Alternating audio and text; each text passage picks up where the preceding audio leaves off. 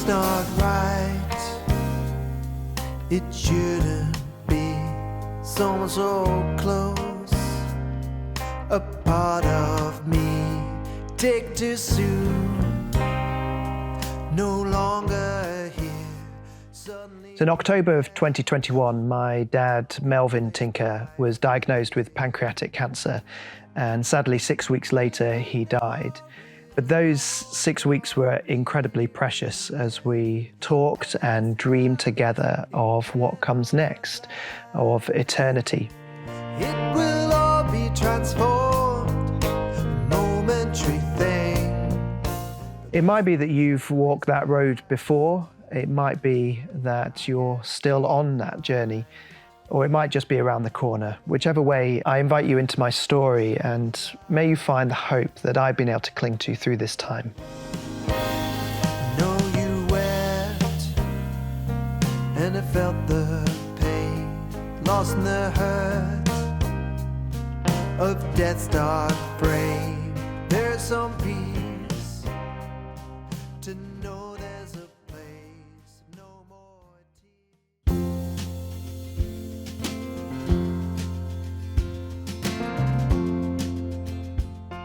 When we were caring for Dad in those final days, things just happened so quickly. It was a very aggressive form of cancer, and so he went downhill very rapidly. And it's very difficult to adjust during that time to get your head around what's going on. I was quite struck how normally when you're caring for somebody who is poorly, you have the hope of seeing them get better. You kind of see a result of that. But you don't get to see that when somebody is dying. You don't see the fruit of your labor. And so you need your eyes opening to what it is that you're actually doing for that person as you're helping them through these final stages of this life to go through that door into the next life. Open my eyes and help me see this act of love flows into eternity. The door seems to close as the light slowly goes, but it opens up a world still unknown. So I'll take the bruises of love, battering of these storms. The waves break with every act of care. Upon my heart, it's my gift I give to you. What else could I do? Good night and God bless. I'll see you soon.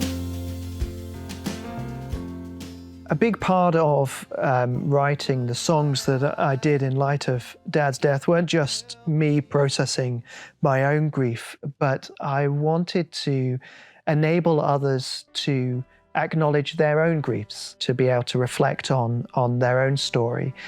Some people that I've talked to have even said they've been told that they should have moved on by now. But when I sing that it's okay to cry, they felt able to cry. So I will cry and ask the Lord why He has to take so precious a one and leave me behind. And so I will cry and ask the Lord why. I do believe I cannot see. Speak softly to me. I think sometimes people want folk to move on because actually they're struggling to know how to help somebody who's grieving. They don't know what to say, and so they feel uncomfortable around them. Should they talk about the person that's gone? Should they not? But I think actually one of the most helpful things is just to talk about people who have gone. To ask the person who's grieving about them, to share some memories, share some thoughts, to recognize and acknowledge the importance of that person, even if you didn't know them. Get to know them. You may not know what to say, but neither do I. Neither do I. You may not know what to do. I need you to stay right here. So come sit with me and we'll laugh together, and come sing with me and we'll cry with each other. Come sit with me and we'll laugh together, and come sing with me and we'll cry in each other's arms. And grief isn't linear. I think sometimes people think you start to grieve and at some point you stop grieving. But certainly in my experience, and I think the experience of many people, is that grief is much more like waves. It comes and goes, and you might have a few days or even a few weeks or months of feeling okay, and then you get a sight or a smell, or there's a picture or an experience that you had shared with that person, and suddenly the grief just comes flooding back. There isn't anything linear about grief, and ultimately it never goes away. And why should it? It's so hard to sing. It's so hard to sing. There are no words when there are no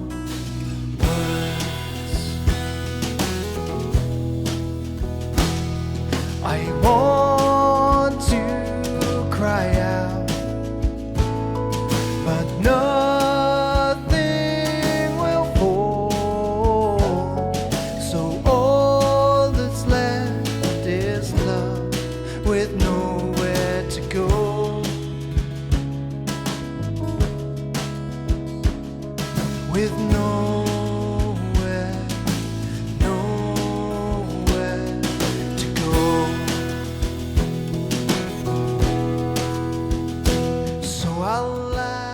A huge shared love of mine and Dad's with the Beatles. It was one of the things that we could talk about for some length. And so we were really excited when it was announced that there was going to be a new documentary series about the Beatles called Get Back. And so I arranged to go up to spend the weekend with Dad when it came out, to watch that together. In the face of death. But sadly, Dad died just a few days before it actually came out. So hard to sing. There are no. There are no. When there are no words.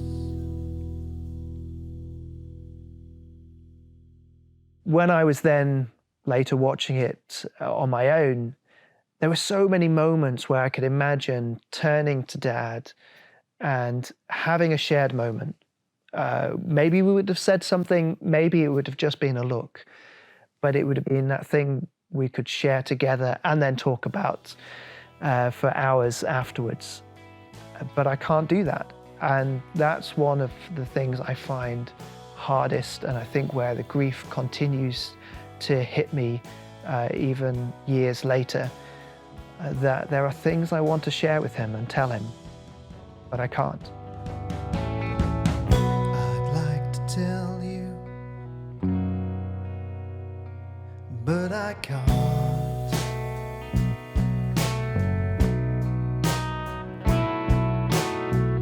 I'd like to share these thoughts with you, tell you, but I can't. And that thought just broke my heart.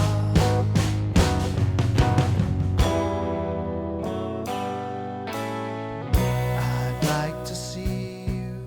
I think sometimes, especially among Christians, there can be a tendency to want to skip to the end of a story, to get to the happy bit. Life doesn't work like that. Not even the Bible works like that. And especially as Christians, we have such a hope that death is defeated, but death is still real. And actually, I think as Christians, we can acknowledge that fact. We can acknowledge that death is not right because we know that God made the world without death and has a world to come that will have no death. So we know that death isn't the ultimate story. And so the fact that it's here now is an interruption.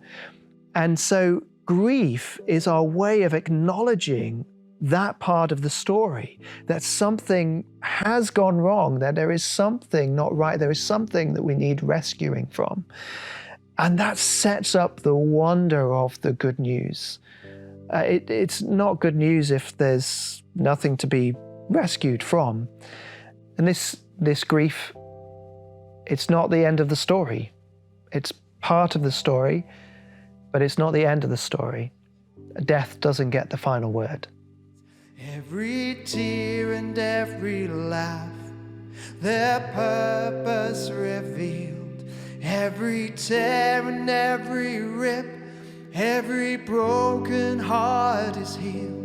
And I'll see trepid feet approach, wide-eyed wondrous belief, with trembling hands outcupped, for they're ready to receive.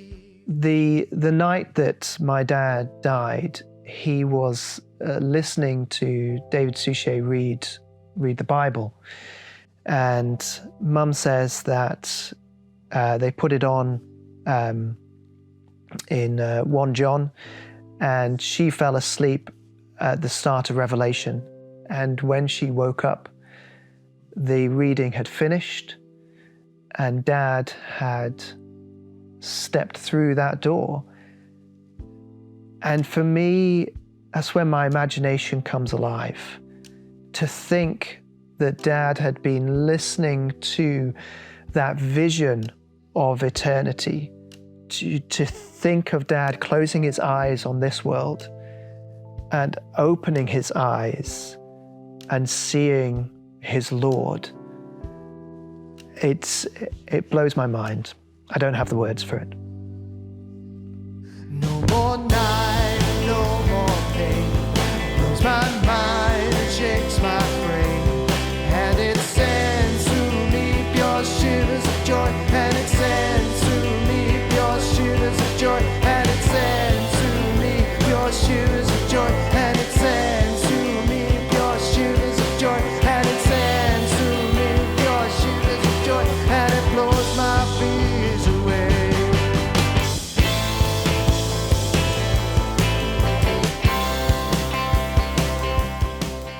If you've just lost someone that you love, I'd encourage you to be kind to yourself, to allow the grief to unfold in the time that it takes. Allow yourself to struggle.